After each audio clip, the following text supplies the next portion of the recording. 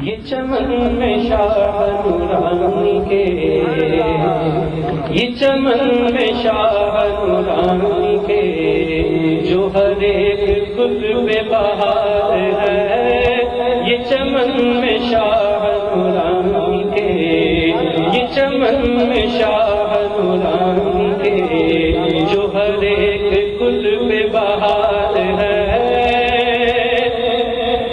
یہ چمن میں شاہ نورانی کی، جو ہر ایک گل پہ بہار ہے، کرم رسول کریم کا، کرم رسول کریم کا، یہاں رحمتوں کی بہار ہے، کرم رسول کریم کا، کرم رسول کریم کا، یہاں رحمتوں کی بہار ہے، کرم رسول کریم کا، یہاں رحمتوں کی بہار ہے، یہ چمن میں شاہ نورانی کے، جو ہر ایک گل پہ بہار ہے،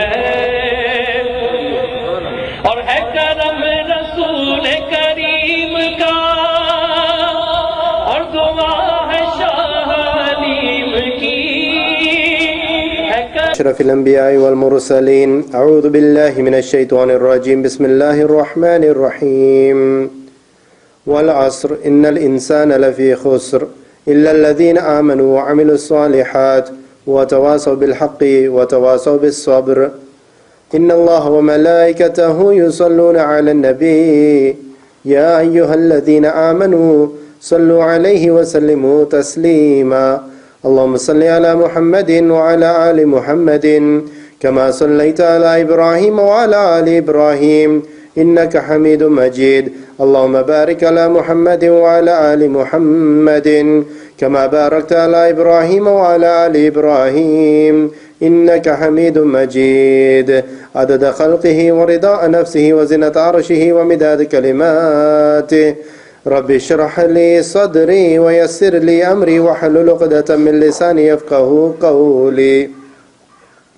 Alhamdulillah wa shukrulillah, we thank Allah subhanahu wa ta'ala for allowing us to gather here for His remembrance, for the remembrance of the Prophet sallallahu alayhi wa sallam. The Prophet sallallahu alayhi wa sallam in these blessed months of Rajab and Sha'ban used to make this dua: Allahumma barik lana Rajab wa Sha'ban wa ballighna Ramadan. Oh Allah, bless us in the month of Rajab, bless us in the month of Sha'ban, and allow us to reach the month of Ramadan. The Prophet ﷺ used to say, Rajab shahrullah wa Sha'banu shahri. Rajab is the month of Allah and Sha'ban is my month. The month that we are passing through now has been adopted by the Prophet ﷺ to be his month. In it, mashallah, there is an opportunity to connect and to link yourself to the Prophet ﷺ. There is leniency within this month, there is ease within this month, there is mercy within this month, and it is for us to be able to reap the benefits. In Rajab we worked the soil and planted the seeds. In the month of Rajab, it was the month in which we made istighfar, we made tawbah. And then in the month of Sha'ban, now that the seedlings were starting to grow from what you planted, you are now looking after that field and you are taking out any weeds, you are stopping any animals or little insects coming and eating from your crop. Why? So that when we enter the month of Ramadan, that we will be able to pick the harvests of our fruits. We'll be able to harvest our fruits abundantly. The person who put 1 ton of seed in Rajab, for example, he will reap that much fruit in Ramadan. For the person that planted 10 tons of seeds will reap that much in Ramadan. The person who planted only 1 seed, how many trees will he have in Ramadan? And we also have to be careful. Although a person might have planted 10 tons of seed in Ramadan, but in Sha'ban he slackens, he leaves his ibadat, forgets to pray his salah, doesn't do a dhikr, commits the sins of the organs, what will he gain? What will he gain? he will have gained nothing. He will be back to the start. He needs to go back. This is why Rajab, Sha'ban, Ramadan, these are 3 months consecutively that come one after the other. Rajab is one of the 4 sacred months in which we are supposed to be very careful. Allah says, do not wrong yourselves. Do not wrong yourselves. Do not commit sin in these months. Why? Because this is the preparation leading to Ramadan. For the person that wants to go to Hajj, Shab Barat یا شب برات ایک مقدس تہوار ہے۔ مسلم دنیا خصوصاً جنوبی Asia میں اس شب کو بڑے مذہبی جوش و خروش سے منایا جاتا ہے۔ برات کے لفظی معنی بری ہونے کے ہیں۔ اس رات گناہگاروں کی مغفرت اور برات ہوتی ہے، اسی لیے اسے شب برات کہتے ہیں۔ شب برات کثرت استعمال سے شب برات بن گیا ہے۔ تاریخ اسلام میں 3 راتیں بڑے مرتبے کی حامل ہیں۔ رمضان المبارک کی 27ویں شب اکثر علماء کرام کے نزدیک شب قدر ہے۔ اسی شب قرآن مجید نازل کیا گیا۔ دوسری مقدس شب شب معراج ہے۔ رجب کی 27ویں شب کو اللہ تعالیٰ نے اپنے پیارے نبی حضرت محمد مصطفیٰ صلی اللہ علیہ وسلم کو معراج کی سعادت عطا فرمائی، جس کا ذکر سورہ بنی اسرائیل کی پہلی آیت میں ہے۔ تیسری مقدس و متبرک شب شب برات ہی ہے، جو شعبان کی 15ویں شب کو منائی جاتی ہے۔ شعبان اسلامی تقویم کا 8واں مہینہ ہے۔ شعبان لفظ شاب سے ماخوذ ہے، جس کے معنی ہیں علیحدہ کرنا۔ قدیم زمانے میں اہل عرب اسی مہینے پانی کی تلاش میں یا لوٹ مار کے لیے نکلتے تھے، اور یوں وہ وقتی طور پر ایک دوسرے سے علیحدہ ہو جاتے تھے۔ یہ بھی کہا جاتا ہے کہ رجب اور رمضان المبارک کے درمیان آنے کی وجہ سے اسے یہ نام دیا گیا۔ حضرت صلی اللہ علیہ وسلم نے شعبان کے بابرکت ہونے کی دعا فرمائی۔ آپ اسی ماہ سب سے زیادہ نفلی روزے رکھتے تھے۔ شعبان المعظم در حقیقت استقبال رمضان کا مہینہ ہے۔ جب بھی کسی بلند مرتبہ مہمان کی آمد ہوتی ہے تو میزبان اس کے لیے اہتمام کرتا ہے، دیواروں پہ رنگ و روغن ہوتا ہے اور اس کو ٹھہرانے کے لیے جگہ سجائی جاتی ہے اور ایک فضا تیار کی جاتی ہے اس کے اس استقبال کے لیے جس کا کہ وہ مستحق ہے۔ اسی طرح سے شعبان المعظم رمضان سے متصل ہونے کی وجہ سے ایک فضیلت اپنے اندر رکھتا ہے۔ چنانچہ روایات میں ہے کہ سرکار رسالت مآب صلی اللہ علیہ وسلم سب سے زیادہ نفلی روزے اسی مہینے میں رکھتے تھے، اور آپ پر ایک خاص کیفیت طاری ہو جاتی تھی اس تقوی کی فضا کو عام کرنے کے لیے کہ جو رمضان المبارک کے روزوں کا مقصود ہے۔ اسی طرح سے آپ صلی اللہ علیہ وسلم نے شعبان المعظم کے اس مہینے میں ایک خطبہ بھی ارشاد فرمایا، جس میں رمضان کی آمد کا ذکر فرماتے ہوئے آپ نے کہا کہ لوگو، تم پر ایک ایسا مہینہ سایہ فگن ہونے والا ہے کہ جو اپنے اندر بے شمار فضیلتیں اور اجر و ثواب رکھتا ہے، جس میں فرض نمازیں 70 گنا تک بڑھ جاتی ہیں اور نوافل اپنے ثواب کے اندر فرضوں کو پہنچ جاتے ہیں، اور پکار کر یہ کہا جاتا ہے کہ یا باغ الخیر اکثر و یا باغ الشر اقصر، کہ اے نیکی کے طلبگار تو زیادہ سے زیادہ نیکی کی طرف بڑھتا چلا جا، اور اے برائی کرنے والے تو برائی سے باز آ جا۔ تو در حقیقت تقوی اور طہارت کی ایک فضا پیدا کر دی جاتی ہے، اور یہ تلقین کی گئی ہے کہ ایک ایسی فضا پیدا ہو جائے رمضان کی آمد سے پہلے کہ لوگ رمضان المبارک کے ہر لمحے کو اپنے لیے استعمال کریں، اور جو مقصد روزے کا بیان فرمایا گیا ہے کہ لعلکم تتقون، کہ تاکہ تم تقوی حاصل کرو، روزے کے رکھ کر تقوی کے اس مقام کو پا جاؤ کہ جو اس عبادت کا مقصود ہے، تو شعبان کی اسی فضیلت کے حوالے سے شب برات بھی ایک اہمیت رکھتی ہے۔ ترمذی شریف میں درج ہے، ارشاد فرمایا رسول اللہ صلی اللہ علیہ وسلم نے، شمار رکھو شعبان کے چاند کی رمضان المبارک کے لیے، یعنی جب ماہ شعبان کی تاریخ صحیح ہوگی تو رمضان میں اختلاف نہ ہوگا۔ شب برات کے فضائل کا ذکر کئی احادیث مبارکہ میں کیا گیا ہے۔ ابن ماجہ نے حضرت علی کرم اللہ وجہ سے روایت کیا ہے کہ نبی کریم صلی اللہ علیہ وسلم نے ارشاد فرمایا کہ جب نصف شعبان کی رات آئے تو رات کو جاگو اور نماز پڑھو اور دن کو روزہ، اس لیے کہ اللہ تعالیٰ اس رات کو غروب آفتاب کے وقت سے ہی نیچے آسمان پر تجلی فرماتے ہیں اور ارشاد فرماتے ہیں کہ ہے کوئی استغفار کرنے والا کہ ہم اس کی مغفرت کر دیں، ہے کوئی رزق مانگنے والا کہ ہم اسے رزق دیں۔ یہ صلاح عام اسی طرح برابر جاری رہتی ہے یہاں تک کہ صبح صادق ہو جاتی ہے۔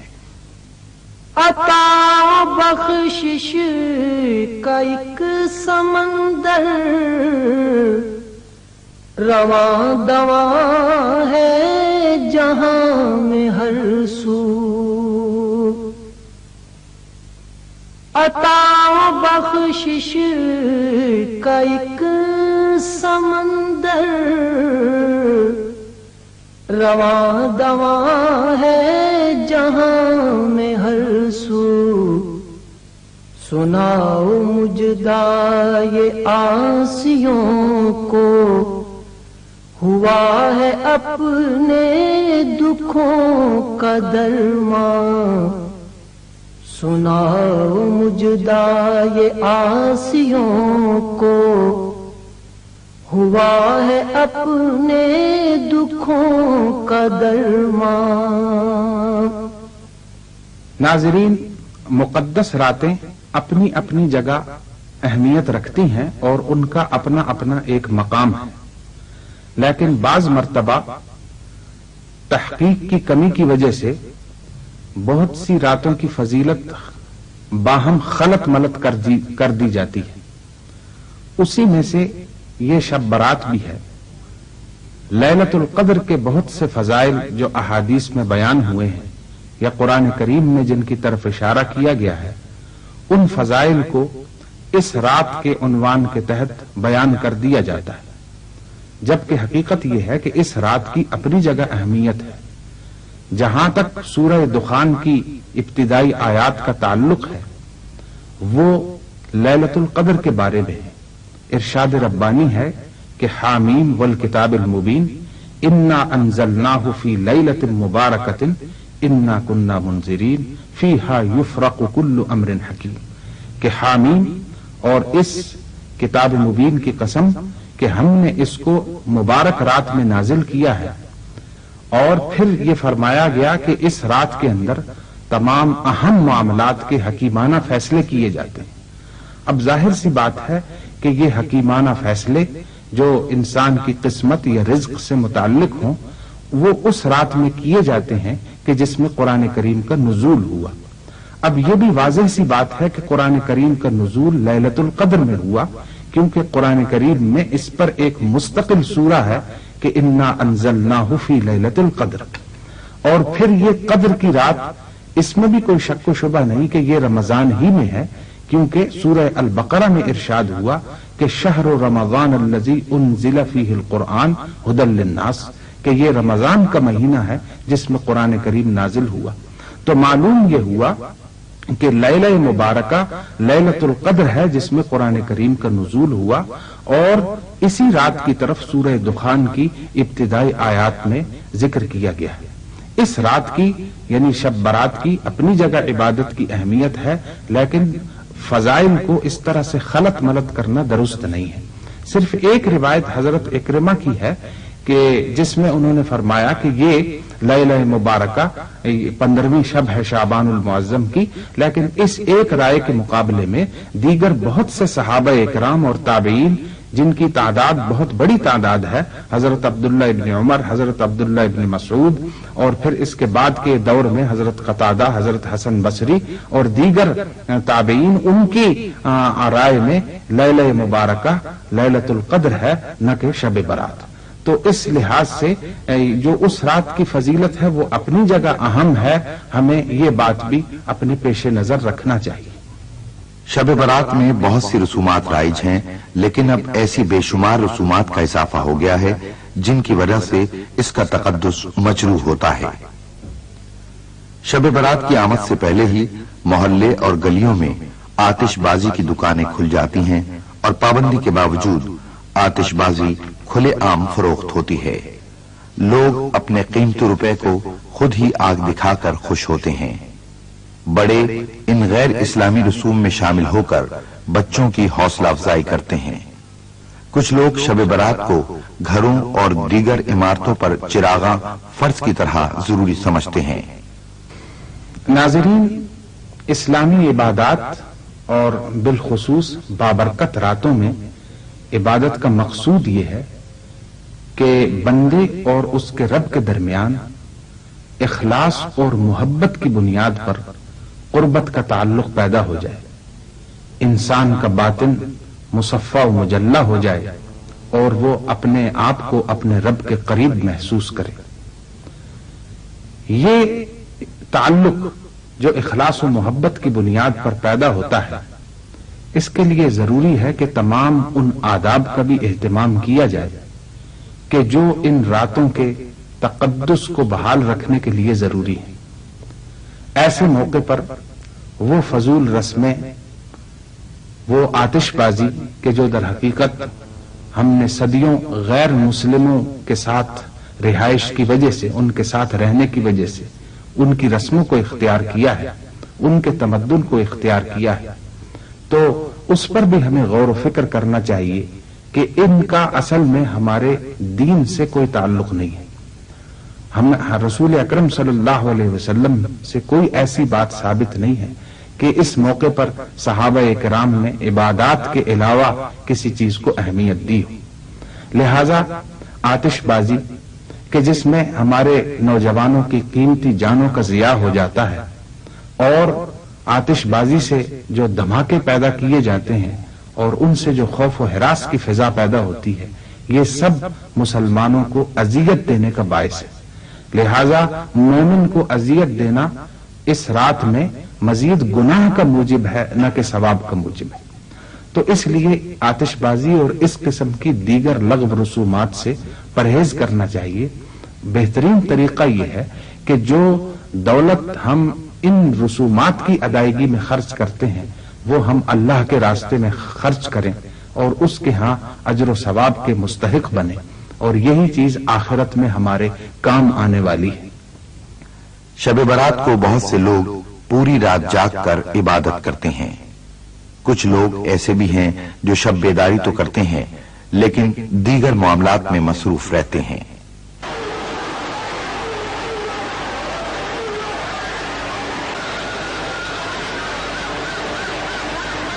کچھ لوگ شب برات کو خصوصیت سے حلوہ پکاتے ہیں اور اسے پڑوسیوں میں تقسیم کرتے ہیں۔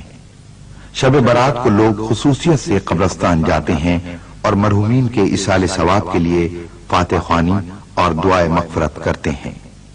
یہ عمل سنت رسول صلی اللہ علیہ وسلم کی پیروی میں کیا جاتا ہے۔ حضرت عائشہ رضی اللہ تعالی عنہا سے روایت ہے کہ آپ صلی اللہ علیہ وسلم ایک بار شب برات میں مدینے کے مشہور قبرستان جنت البقیع میں تشریف لے گئے تھے۔ شب برات کی بڑی فضیلتیں ہیں۔ اس مقدس رات کو زیادہ سے زیادہ عبادت اور استغفار کرنا چاہیے۔ نظارے رحمت کے ہر طرف ہی دلوں کو مسرور کر رہے ہیں۔ رسول کریم کا اور دعا ہے شاہ حلیم کی، ہے کرم رسول کریم کا، ہے کرم رسول کریم کا۔